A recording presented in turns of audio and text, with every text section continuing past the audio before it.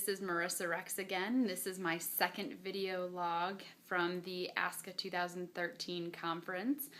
This will be very short. I just got back from the blogger meet and greet, which was totally awesome.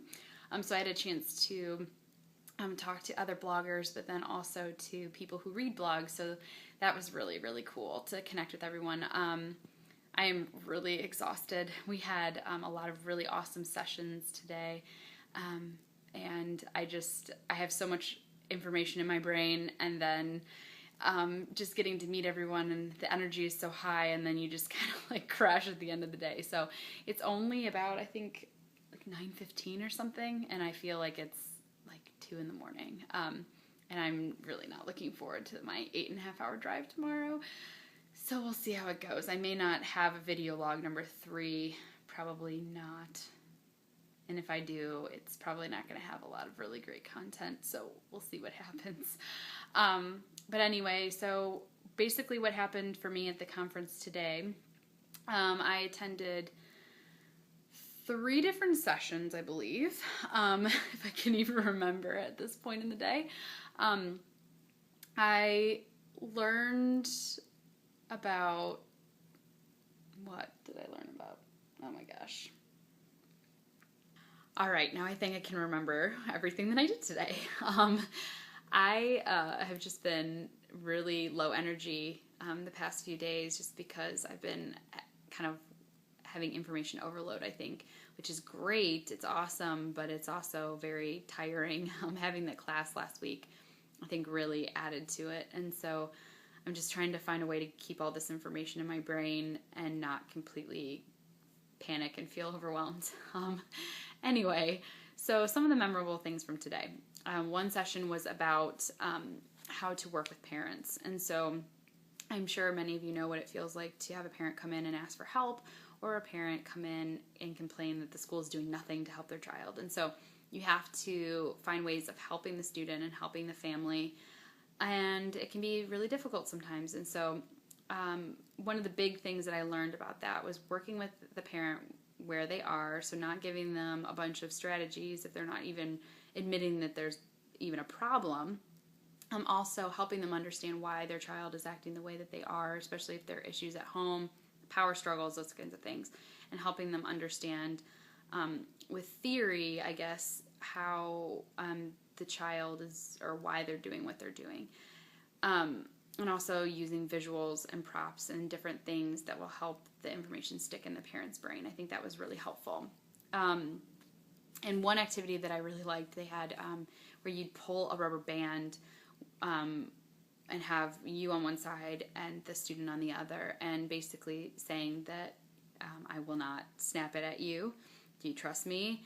And then count to 3, and then slowly kind of walk towards them so they think that you're going to snap it, but you're not. And then just using that as an example of, like, we're building trust, and I have not given you any reason not to trust me.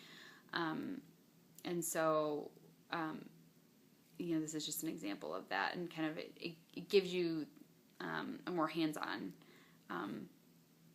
activity, I guess, or some visualization of what that means to trust. And another session that I went to talked about LGBT issues and how to help your students have that respect in the school environment.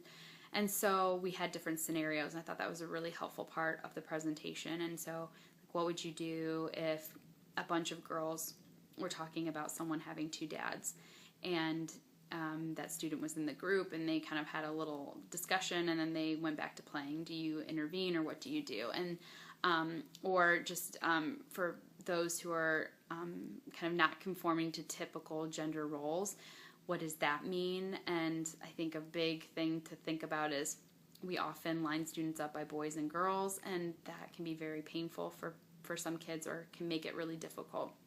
Or having boys and girls compete against each other, or doing things that are very stereotypical, like what boys do and what girls do, or how boys dress and how girls dress, or how they act.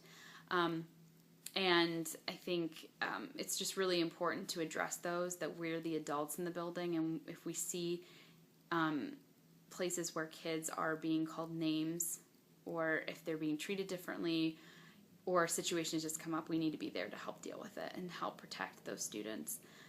And I also attended a session about grief. And I think one of the most powerful activities happened right at the end.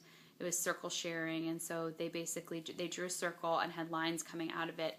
And each person from the audience, there were 5, and they wrote on the outside of the circle by the line that what their experience was, their experience with loss or grief. And then on the inside of the circle, they wrote their coping skills. And then one person would share what their experience was and how they coped.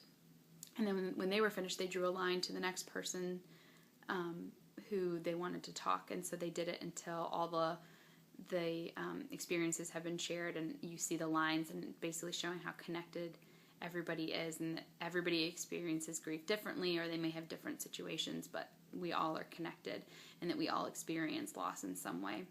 And I thought that was very powerful, and I think those who participated were really brave to do that. It was very, very powerful for me.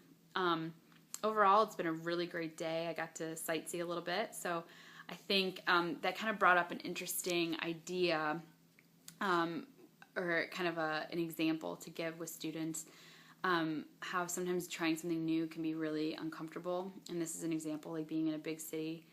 But I, started, as I got used to it, I'm used to the places that are really close to the hotel and the convention center. And then today I branched out a little bit. And so it was only scary to get past that comfort zone.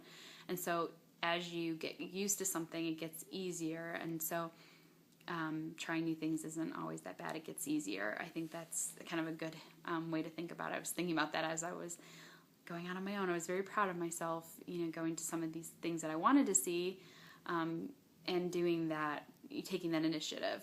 I was just, proud of myself for doing that. And I think I can use that with my students and helping them try new things. So I think I'm ready to go to bed. It's, I think, about 9:30 right now, and it's amazing. I never thought I would say that I would go to bed this early. I'm kind of more of a late night person, but just want to be ready for my long drive tomorrow and finishing out the conference strong. Only one thing left to do, say goodnight.